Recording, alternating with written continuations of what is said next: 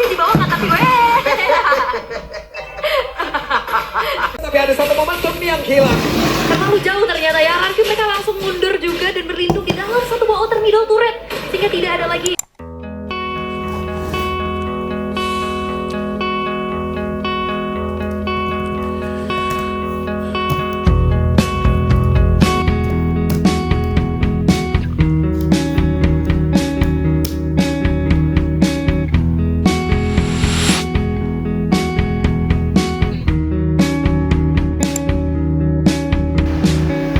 Halo teman-teman semua, perkenalkan nama aku Raffi Ramadan. Aku merupakan mahasiswa dari Universitas Sriwijaya, lebih tepatnya dari Fakultas Kedokteran dengan program studi pendidikan dokter gigi. Nah, kebetulan aku lagi belajar seputar bahasa baku. Nah, kira-kira teman-teman sekalian dalam kehidupan sehari-hari, apakah sudah menggunakan bahasa baku dengan baik dan benar? Nah, aku punya sedikit pertanyaan kepada teman-teman sekalian, yaitu adalah izin atau izin. Biasa dalam masyarakat sering menggunakan kata izin. Namun, apakah itu sudah benar? Nah, ternyata yang benar adalah izin menggunakan Z sesuai dengan KBBI. Nah, lalu apa sih pengertian dari bahasa baku itu? Nah, bahasa baku sendiri itu adalah bahasa formal yang telah diatur kaidahnya di dalam Kamus Besar Bahasa Indonesia dan juga telah diatur dalam ejaan yang disempurnakan atau EED. Nah, lalu penggunaan bahasa baku itu dalam konteks apa aja sih? Nah, penggunaan bahasa baku itu biasanya digunakan dalam pidato resmi, karya tulis ilmiah, ataupun juga surat menyurat dalam instansi pemerintahan. Jadi itu semua harus menggunakan bahasa yang formal atau bahasa yang baku nih guys. Nah, setelah kita mengetahui definisi dari bahasa baku, perlu kita ketahui juga nih apa saja ciri-ciri dari bahasa baku itu. Nah, pertama, bahasa baku itu sesuai dengan definisi yang telah aku sebutkan tadi, bahwa bahasa baku itu telah teratur dan tertata dalam KBBI atau EED. Otomatis, bahasa baku ialah bahasa yang telah terdaftar dalam KBBI atau EED. Nah, untuk ciri-ciri yang kedua, bahasa baku itu sama sekali tidak terpengaruh dari bahasa daerah.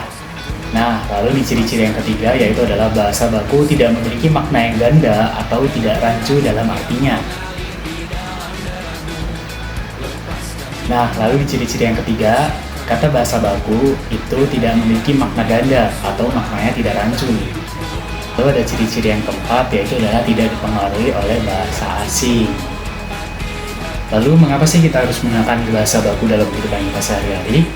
Nah, perlu kita ketahui bahwa bahasa baku itu tidak memiliki makna ganda atau tidak memiliki makna lain. Sehingga ketika kita menggunakan bahasa baku dalam berbicara kepada seseorang, otomatis makna yang ingin kita sampaikan akan jelas tersampaikan kepada lawan bicara kita. Lalu ketika kita menggunakan bahasa baku dalam karya tulis ilmiah, itu akan meningkatkan kredibilitas karya tulis ilmiah kalian dan juga itu akan menunjukkan profesionalisme kalian dalam penulisan karya tulis ilmiah. Nah, sudah sampai sini nih. Cuma rasanya tidak afdol jika kita tidak membahas mengenai kesalahan-kesalahan apa saja sih yang biasanya terjadi di dalam kehidupan masyarakat mengenai penggunaan bahasa dalam berkomunikasi sehari-hari. Nah, contoh kesalahan penggunaan bahasa baku yang sering diucapkan oleh masyarakat ialah kata antre, yang dimana masyarakat lebih sering menyebutnya dengan kata antri daripada antre. Yang menggunakan E itu adalah yang benar, sedangkan I itu adalah kesalahan ya. Lalu ada kesalahan penggunaan bahasa yang ternyata tidak baku ialah apotek, yang dimana masyarakat lebih sering menyebutkan kata apotik daripada apotek. Seperti antre tadi, yang benar ialah menggunakan yang E, sedangkan masyarakat lebih menggunakan kata apotik daripada apotek. Lalu ada bahasa yang mungkin lebih sering terdengar, lebih familiar di telinga kita, yaitu adalah handal, yang dimana itu tidak baku, sedangkan yang baku ialah andal tanpa H. Ada kesalahan penggunaan bahasa baku yang mungkin terdengar di telinga kita itu terdengar benar, yaitu adalah legalisir, yang dimana legalisir ialah kata yang tidak baku, sedangkan yang baku adalah legalisasi. Nah, tidak afdol rasanya jika kita sudah membahas legalisasi, namun kita tidak membahas mengenai ijazah. Nah, yang dimana ini juga salah satu kesalahan penggunaan bahasa baku yang sering terdengar di telinga kita, yaitu dalam masyarakat lebih sering menggunakan kata ijazah, menggunakan S daripada ijazah. Sedangkan ijazah itu adalah bahasa yang benar menggunakan Z. teman-teman semua, dapat kita perhatikan bahwa penggunaan bahasa baku dalam kehidupan sehari-hari masih sangat minim untuk digunakan. Sedangkan di kehidupan kita sehari-hari, di generasi zaman sekarang, lebih sering menggunakan kata-kata serapan bahasa asing atau menggunakan bahasa-bahasa negara lain, atau mungkin menggunakan bahasa daerah dari daerah masing-masing. Sehingga itu adalah sebuah tren yang menurut saya itu bisa kita ubah dengan cara kita membiasakan untuk menggunakan bahasa baku, atau kita setidaknya kita mengetahui mana yang baku dan mana yang tidak baku.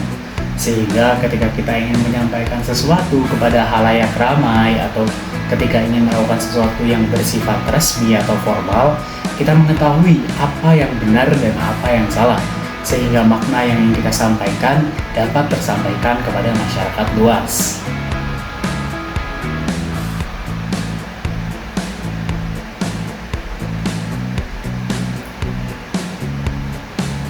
Nah, lalu sedikit pesan dari saya untuk menutup dari video ini.